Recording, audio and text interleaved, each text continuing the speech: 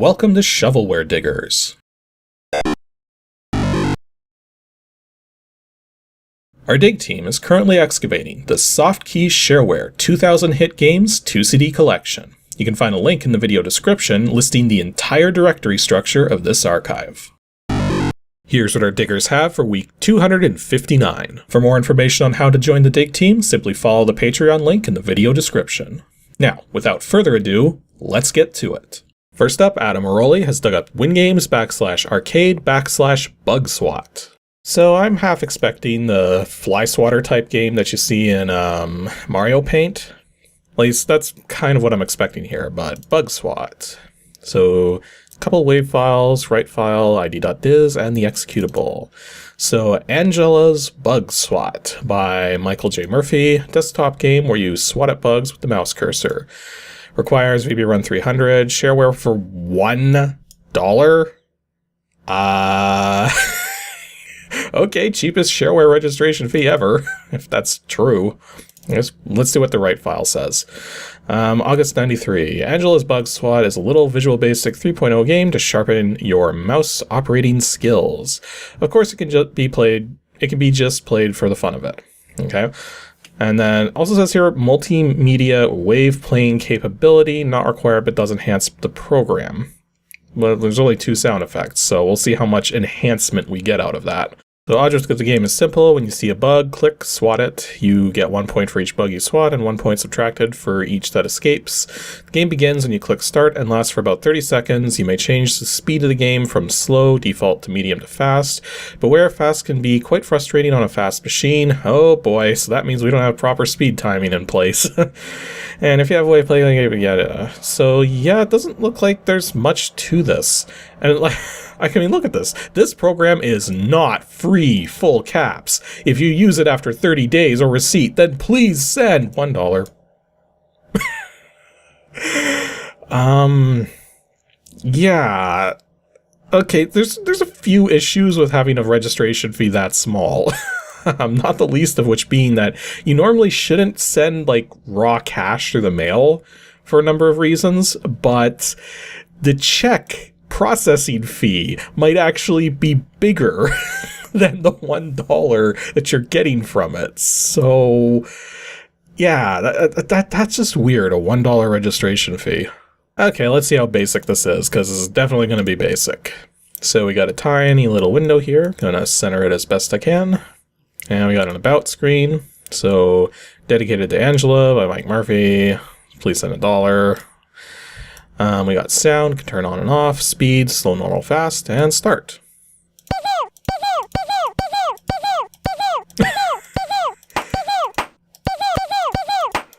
Okay, so there's our sound effects. Now I know there's a 30-second time limit on this, but this is very basic when it comes down to it.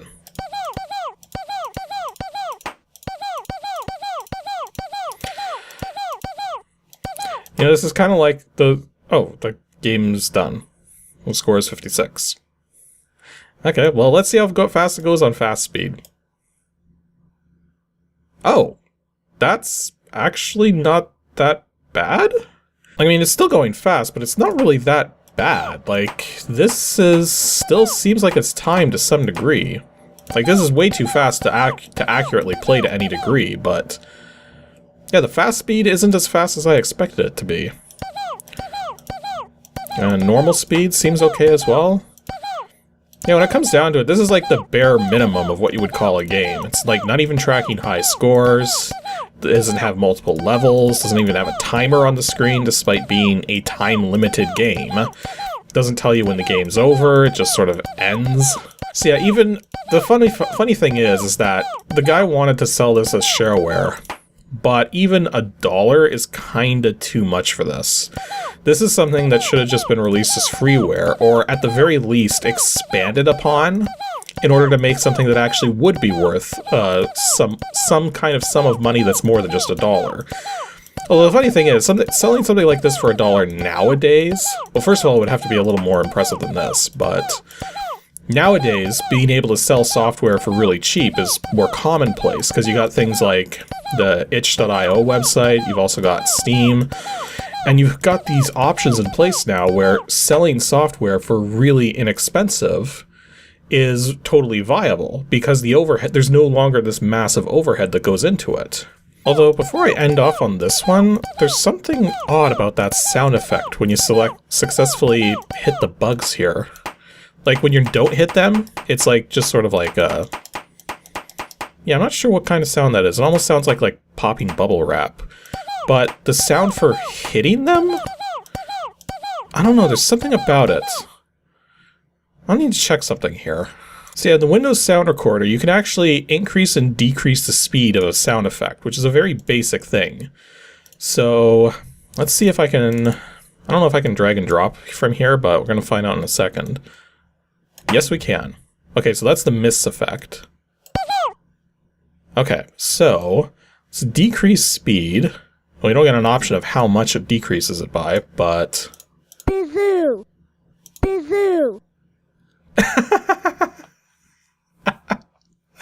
Bizoo! It almost sounds like the guy who made this had his kid just make this sort of bizoo sound effect, and then just sped it up like 2 times fast or something. Bizoo! Bizoo! Bizoo! Because, like, I mean, you could do that, like, right here. And there you go. Double speed. So... Bizoo! Huh. I knew there was something weird about that effect. It just had that sound like it was actual words or something.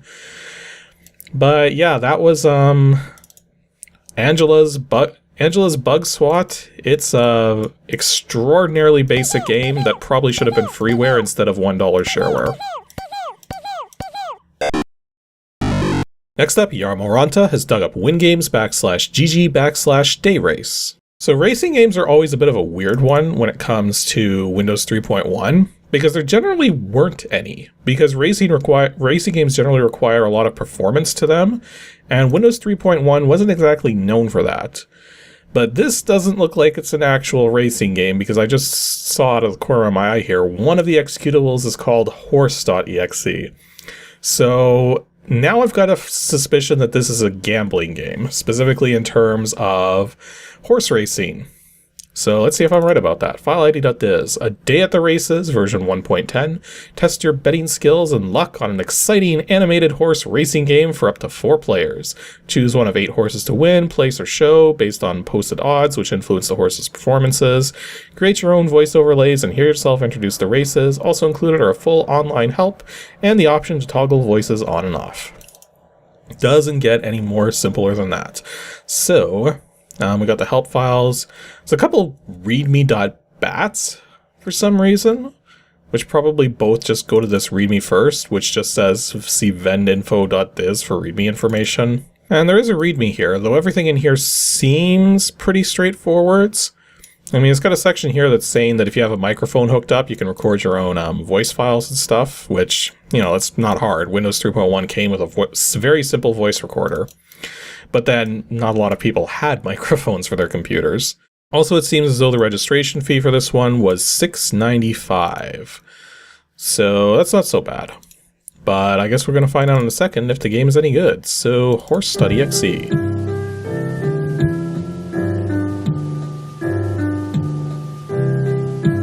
I literally can't do anything while that music's playing. Okay, there it goes. Day at the Races, which has been auto-max... Holy jeez. Did nobody using Windows 3.1 know how to properly set window properties? Okay, so we have a window that's been properly set to the size of the screen, except it's still sizable. It's still resizable. Still has a maximize button for actual maximizing, and yet on top of all of that, the game doesn't actually adjust itself to the size of the window. So what was even the point? Okay, so we got the main screen here. We got our horses up here, we got their names down here, we got Tegan's Choice, Purple Iris, Scarlet, Sunny Skies, Navy Blue, who actually isn't a blue horse.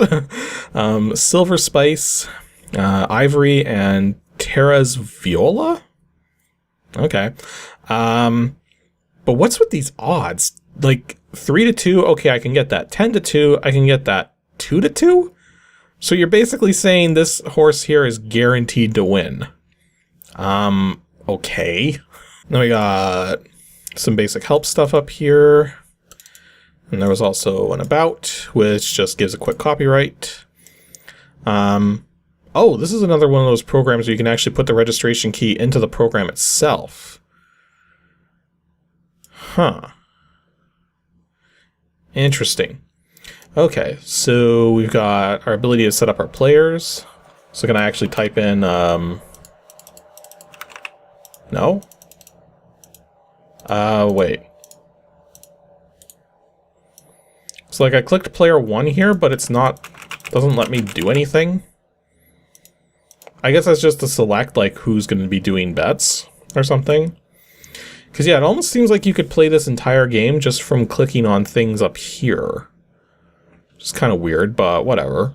Okay, so it's pretty much saying Scarlet's guaranteed to win, but because of that, like if you bet on Scarlet and won, you wouldn't get anything back because the odds are identical. So let's go with number 1, Tegan's Choice. So we've clicked on our player. We're going to bet, well, we got 100. So let's bet 50 on Tegan's Choice.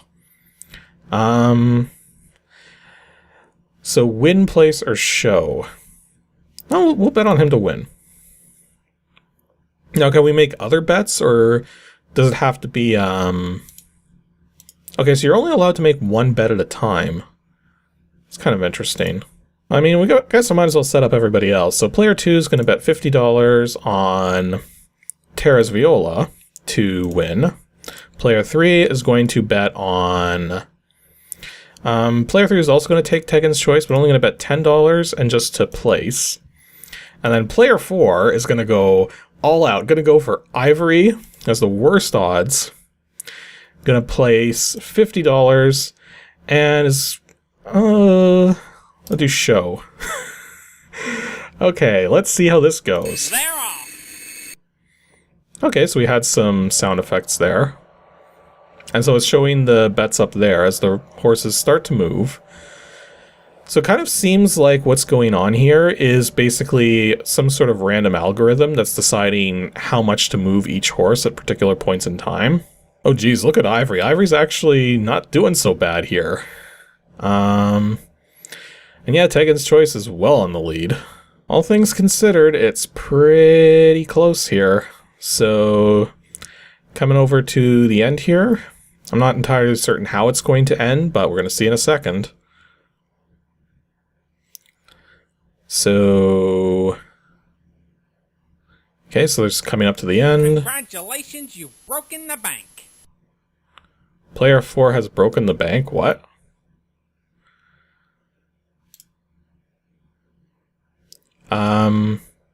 Well, before I click away, because just in case clicking on this actually makes a change or something. So yeah, Ivory did show. So that's $21 there. Player 4 had bet $50 on that or something. Like player 4 is up to $575. How's that breaking the bank? I'm pretty sure the bank at a horse racing facility is considerable. Okay, so if I click yes to play again, it resets everybody's accounts? What? The horses are approaching the starting gate. Okay, hang on a second here. It asked me if I wanted to play again after the horses were done racing, but, like, here's the problem though. There's like an option on the side here for $1,000, but you can't select it. Well, there's also an option for another amount. But yeah, how are you supposed to ever select $1,000 if you can't ever get to that level?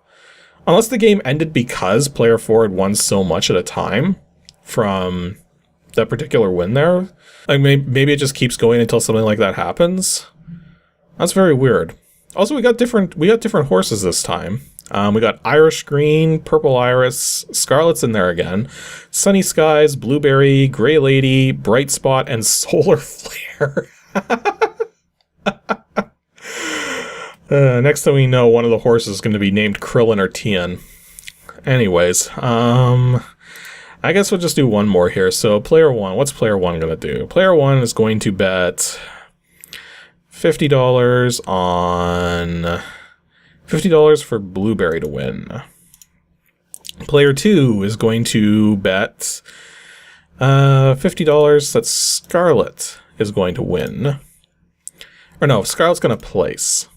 Player three is going to bet it all on Solar Flare, making it to the roster at all. And player four is gonna go nuts again. Gonna bet on Irish Green, all 100 to show. You know, watching this playthrough now, I'm thinking back to an old video on one of the pinball channels out there. And because there was a kind of a pinball machine, I'm trying to remember the name of it. Something Derby, I think, and it has like a horse racing mechanic in the back glass. And I remember they were talking about, like, they were giving names to the horses or something, and one of them they decided to call Future Glue, which is like only in video games and pinball apparently. Anyways, this race is almost done, but Scarlet has a chance there. Scarlet gonna win? It looks like Scarlet won. So The results are official. okay, so nobody broke the bank this time. Player 3 and player 4 both got screwed, but player 2 got up to 450. Who did player 2 bet on again? Scarlet, yeah. So, and then player 1 actually picked the winner, but, well, wait a minute. Or no, player 1 lost as well. So player 2 is the only one who made any money there. It does keep your stats until somebody breaks the bank, so I guess that's kind of interesting. Like, player 3 and player 4 are out of it now, so whatever. So yeah, that was a day at the races. It's a very basic sort of horse betting game. It has some quirks to it, but, you know, it plays okay, and the registration fee wasn't egregious, so I guess if you want to have this kind of game just to, you know, get some friends around, see how well you can do and stuff with these random horse bets or something, like, it does the job. And our last dig for today from James Dunn is WINGAMES /WC/Photon. I'm gonna guess this is another one of those games where you have to, like, trace the result of things you can't see across a grid, because we've seen a number of those. Photon. Or maybe not. There are a lot of wave files for this one. Actually, that's kind of interesting. So far, every game we've played today, despite being all Windows 3.1 games, have had wave file effects. That doesn't happen often. So you got the executable there. You got a write file, readme.doc, and a phquest.doc. Okay.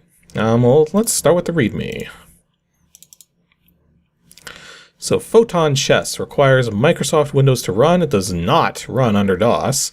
To install, make a directory called Photon, copy all the files from the unzipped photon.zip, and then you should see the following files. Okay, phquest is the registration thing. And apparently it's $10 to a David Hedinger? You got that right? Hedinger? I'm going to guess it's not He-Dinger, because that would be a really weird way to pronounce it. No, it's probably Hedinger. Okay, and the write file actually has a nice little word art at the top there. So version 2.1, thank you for trying Photon Chess. Version 2.1 is Shareware program, asking small fee, legal disclaimer.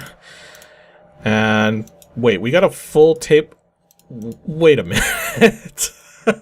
I was about to skip past this, but this is a pretty big table of contents for a file that isn't... Oh, wait a minute, it's actually bigger than it looks. But how did that... Huh. Okay, you learn something new every day. I had no idea the scroll bar in Windows Write worked this way. Because this file has been separated into separate pages, look at that. The scroll bar jumps for some reason when you get to certain pages. Like, as I continue to hold down here, like, it seems to be scrolling at a fairly slow pace. There, but you see, it's like jumping at it when it gets to certain parts there. That's so weird. I've never seen the scroll bar do that, yet that's probably like normal behavior. It's probably always done that. So, description of Photon Chess, the game. Photon Chess is a 2-player game of logic and strategy played on a 9x9 board of squares. The object of the game is similar to normal chess, to kill the opponent's king. No, the object of normal chess is to capture the opponent's king, not slaughter them. Although, actually, now that I think about it, that's a good question. Is that the actual goal of chess? Like, is it regicide or merely overthrowing the regal lords? I don't know. Like, somebody chime in if you actually know like about the history of chess and whether the game of it was intended to be like a thing where you're trying to murder the opponent as opposed to capture their pieces. I don't actually know. Okay, so in Photon Chess, this can be accomplished in 2 ways: by capturing the king with a block, or by zapping it with a photonic beam from your quote-unquote laser. So yeah, I actually recall seeing old games like this, where instead of like normal chess pieces, you have chess pieces that you can move around that have like mirrors and stuff on them so that you can fire lasers through them. I don't think this is a new idea, but it'll be interesting to see how it works in this context. And we actually have a description of the pieces here. We got the kings, we got the lasers themselves. And apparently rotation happens in 45-degree increments, so that's good to know.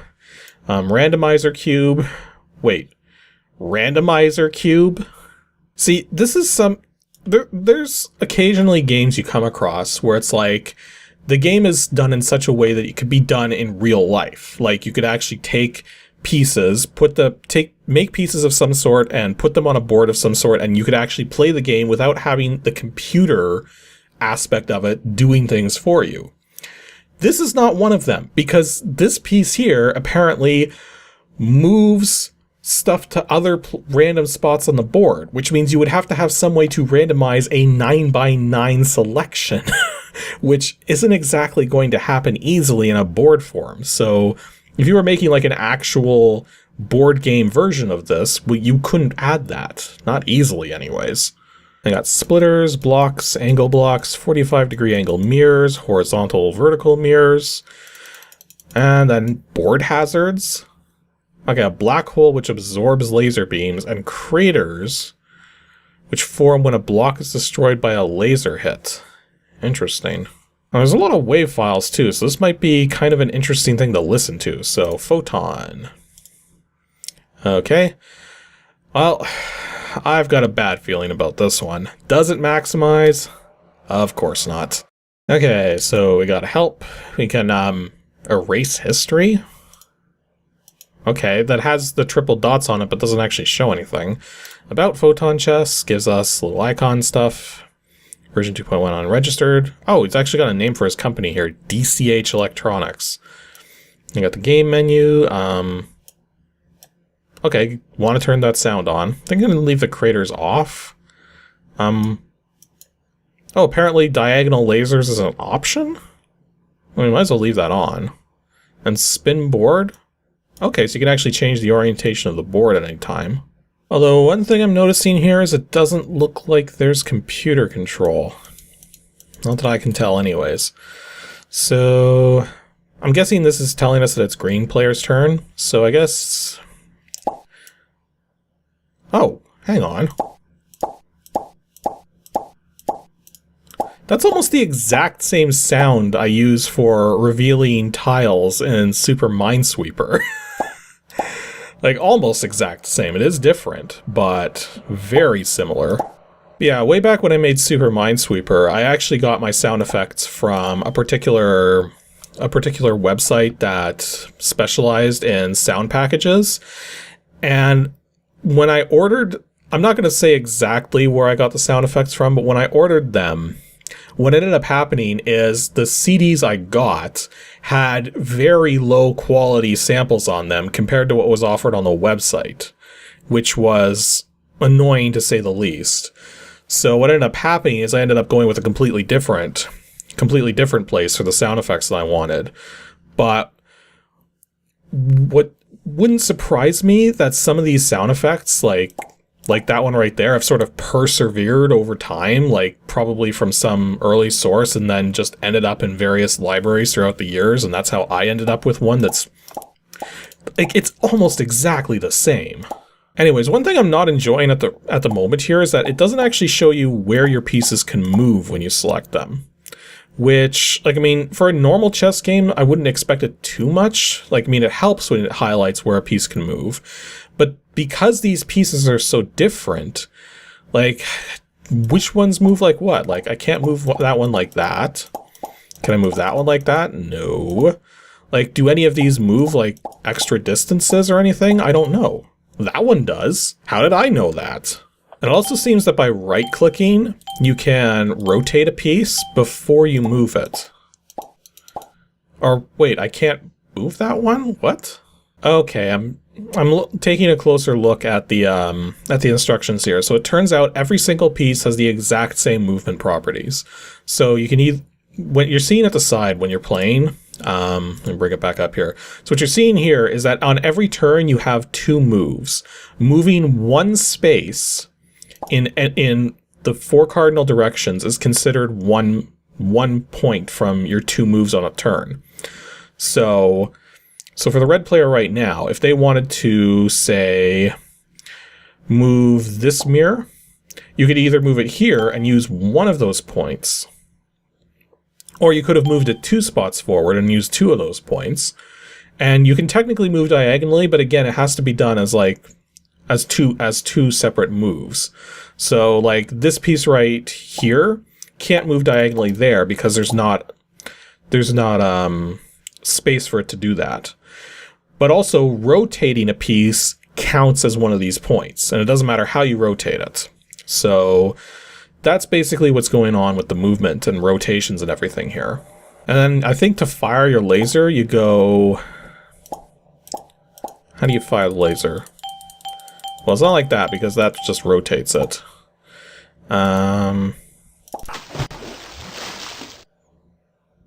Okay, so double-clicking fires the laser. And that was kind of like a water splash sound effect, but that sounded familiar too. Okay, hang on a second here. Because there's a lot of wave files included here. I want to actually know what these all sound like, because they're so familiar. Okay, so first up we have a boing. Okay, I've definitely heard that in various Windows 3.1 programs. We got... Don't touch it! It's the history eraser button, you fool! Okay. So we've got an answer as to what history eraser is supposed to be. Don't touch it! It's the history eraser button, you fool! So that's just a thing. I don't know why that's there. That sounded like it was from Ren and Stimpy, even though I'm pretty sure I've never actually seen that episode. Then we got the ding, of course. Then we got glass. That didn't sound much like glass. You got more glass. That still didn't sound much like glass. Then we got the laser.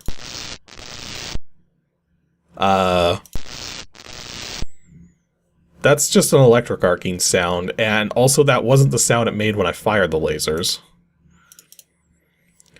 Man over? It's gonna be like man overboard or something? Oh no, it's just that water... Oh, I figured out where I've heard this sound before. That's the water splash sound effect you hear in Daggerfall. Okay, so now I know where these sound effects are coming from, because Daggerfall uses the same sound library stuff that other games like Doom used. So, yeah, that's why that one's familiar. Oh, the Knights who say knee. Seriously, going through these wave files is more entertaining than the game itself. And now we've got PC hit? Like somebody hitting their computer? Oh no, it's just an explosion. Got pop.wave, which is probably... Yep, it's that sound effect that use in my own game. And finally, Shatter, which, let me guess, is going to sound nothing like glass breaking. That was just 2 sound effects overlaid on top of each other. So that was Photon Chess. Okay, like, I mean, I get the premise here. Like, stuff like this works fine enough. And I just took out the red player's laser, so he doesn't have a chance of winning anymore, but, yeah, it's fine for what it is, I guess. You really have to want to play, like, obscure games like this, because this is just overly complicated when it comes down to it. And at the same time, there's no computer player here, so you have to play this with another person in order to get any enjoyment out of it. And because of how obscure the rules are, now you have to play it with somebody who actually has the same energy to want to learn these mechanics with you.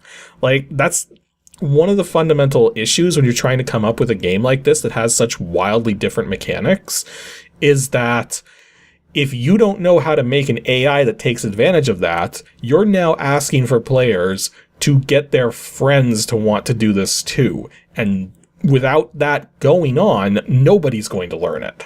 So, yeah, kind of makes sense why stuff like this didn't really take off, but at the same time, it works fine. So if you want something weird like that, here you go.